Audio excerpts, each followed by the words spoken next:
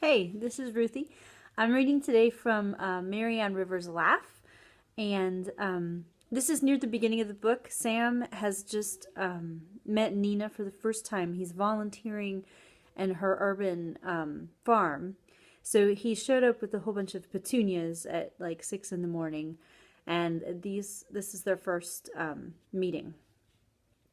What are those?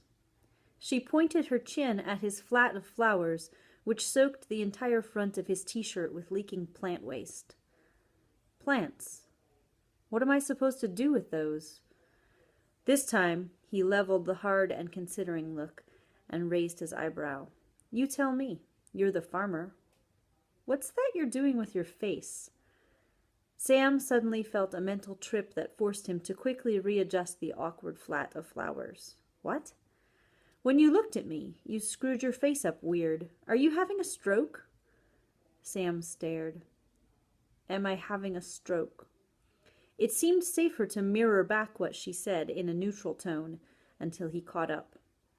Because I saw this thing on TV about recognizing the warning signs of a stroke, and I think rudeness and ugly faces were on the list, and possibly planting petunias in the middle of July in Ohio, but I could be wrong about that one. She reached up and rubbed sweat off her forehead and left a long streak of mud behind. Her eyebrow arched up again, waiting for him to get his thumb out of his ass, he supposed. So was he. He briefly considered a conciliatory measure and polite reintroduction of himself and his mission there, and then quickly settled on fuck that. He dropped his flowers to the ground and crossed his own arms over his chest. Lacey told me to bring those petunias. Everyone's rude at 6:30 in the morning. You have mud on your face. The eyebrow didn't lower.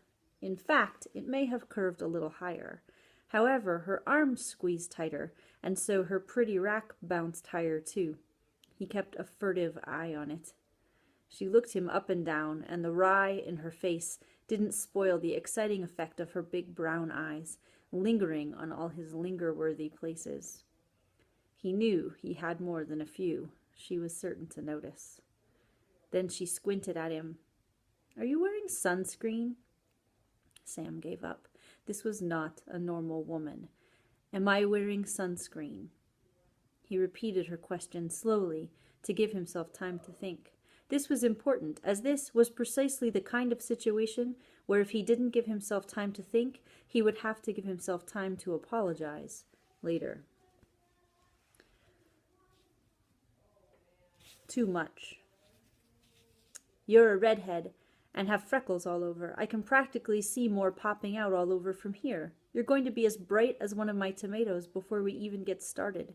You remind me of the one red-headed kid with the freckles on that old television show, the one set in the small town with the cops and the auntie. Opie.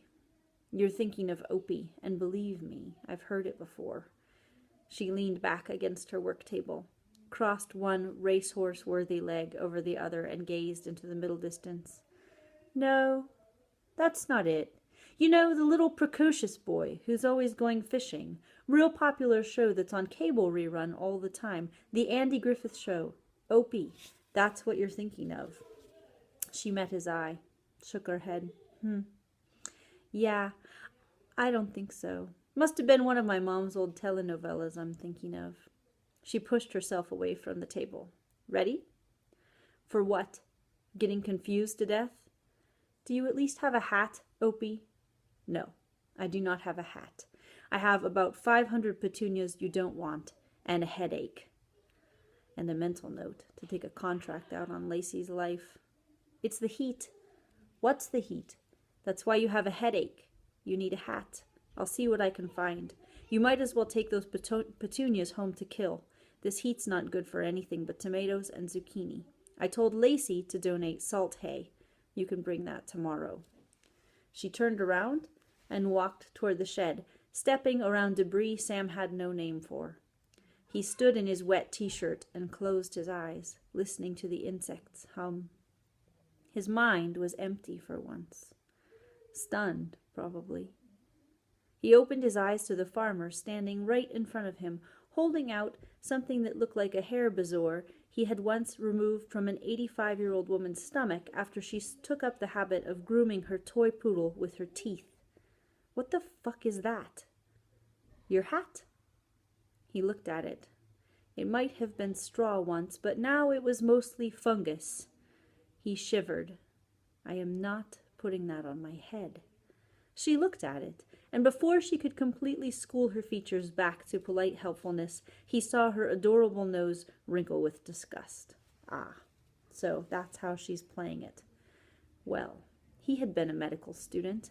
A freakishly hot farmer, no matter how amazing her legs, could not haze him. She started back toward the shed. Well, if you're certain, it's just that you look a little pink already, there around your nose where most of your freckles are. She tilted her head and squinted up at him, though it's hard to tell where most of your freckles are. You have these massive crops everywhere. You should wear sunscreen. Crops of freckles, his ass. He had 24 at the most, and not a single woman had ever complained.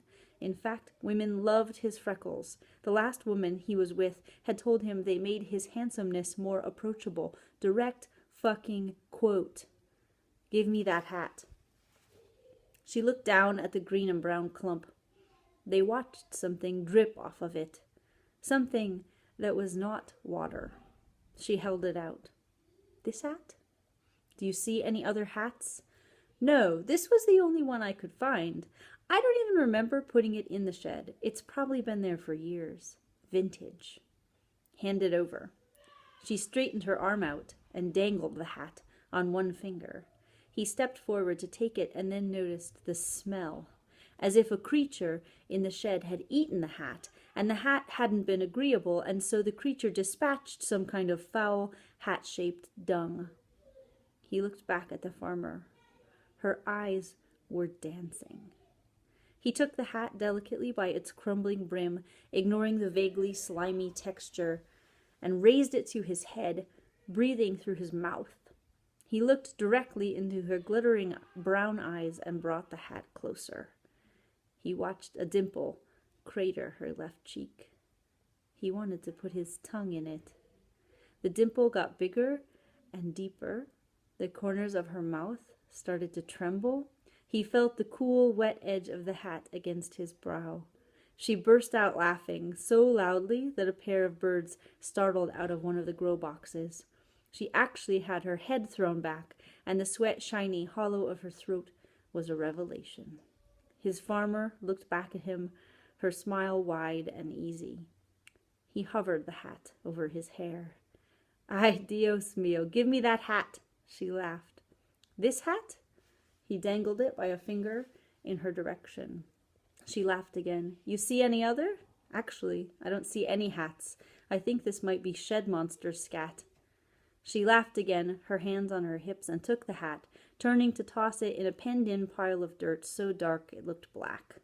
It landed neatly onto the top and settled into the loam. She stepped forward and stuck out her hand, streaked with dirt. Nina paused.